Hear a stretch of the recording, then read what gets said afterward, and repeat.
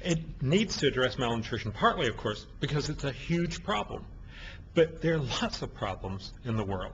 What you need to focus on is say, malnutrition actually has some of the best solutions out there. Presumably, we'd love to do all good things, but we don't.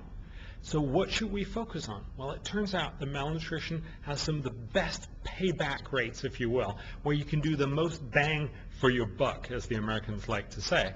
So for every dollar or euro you invest in fighting malnutrition, you can end up doing $30 or euros worth of good. That's an incredible investment. That's an incredible opportunity. Whereas many of the things that we talk typically about and say, these are important things, perhaps only do 2 or 5 times as much good as you spend. So you have to stress, you're not just doing some good, you have the possibility to do amazing good. Well, they can, first of all, stress the intellectual part of this. This is obviously where I come from as an academic. But they can also then implement those particular policies. Now, there's a tendency, both within government, but also really within business, to pick the nice, the big, the picture-rich projects, which seem sweet. And now, sometimes these are the great ones.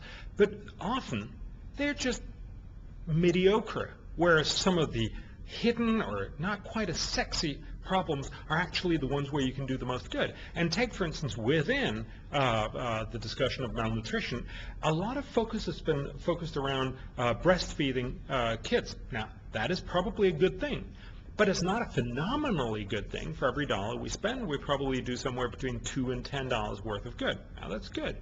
But if you focus on research and development in agricultural technologies, you can reasonably expect that to come up to $10 or $15 per dollar invested.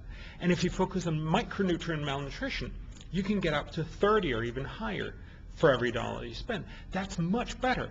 But of course the problem is it's not as picturesque, it's not as sexy, because people who lack iron, they're not particular in any way. We know that statistically they lose out both on intelligence and on physical strength.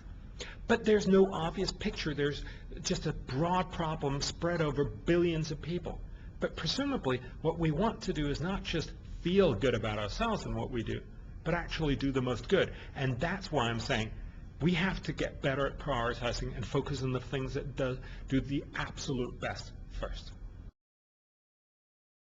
Business can take up that challenge and say, we are actually going to address the problems where there are best returns to scale. Social returns. This is not about private investment, but this is about where can you actually do the most good. If you're a corporate social responsibility, you presumably want to make sure that your dollars go to doing lots of good rather than little good. And that's in micronutrient malnutrition. It came out, I run something called the Copenhagen Consensus, where we asked some of the world's top economists, where are the very, very best investments to be made in the world? And they unanimously came out and said the number 2 priority, right after HIV/AIDS prevention, is micronutrient malnutrition. So if businesses want to focus on malnutrition, they should focus on micronutrients, they should focus on the lack of iron, lack of iodine, the lack of vitamin A and zinc.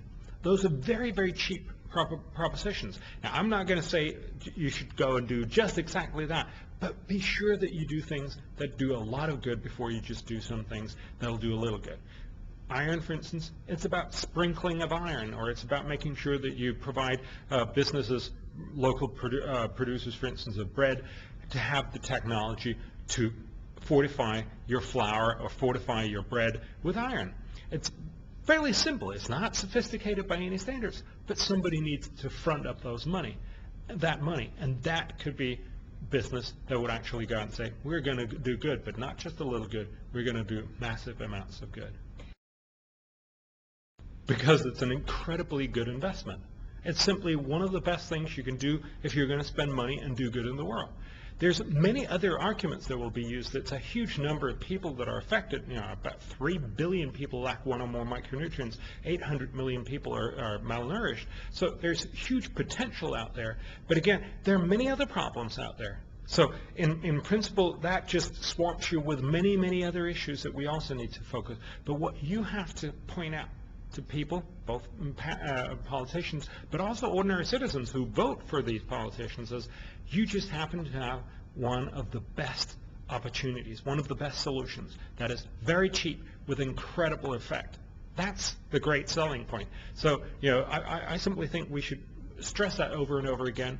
We can simply provide more value, more bang for your buck. Well, I think GAIN is helping in that fight because you're putting it on the agenda.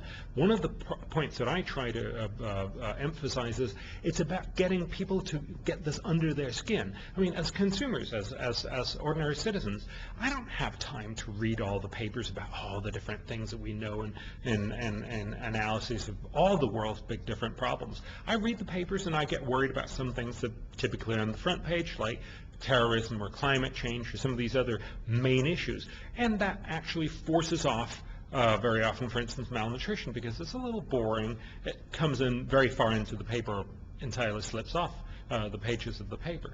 What I want us to focus on is to make sure that people start taking notice again. One of the ways you could do that was involve people in priority settings. I try to gather people in many different settings to have them do priorities for the world. For instance, we have an exercise called Bill Gates for a day. What would you do if you had $50 billion? Where would you spend that money? When you then present people with evidence on how you can spend it in different areas and how much good it would do, people universally end up spending their money on places where they would do an enormous amount of good rather than just a little good. And that, I think, is the strongest imperative that you can latch onto. Make sure that people realize this is not just an idle discussion about doing all kinds of good things. This is about doing the best things first.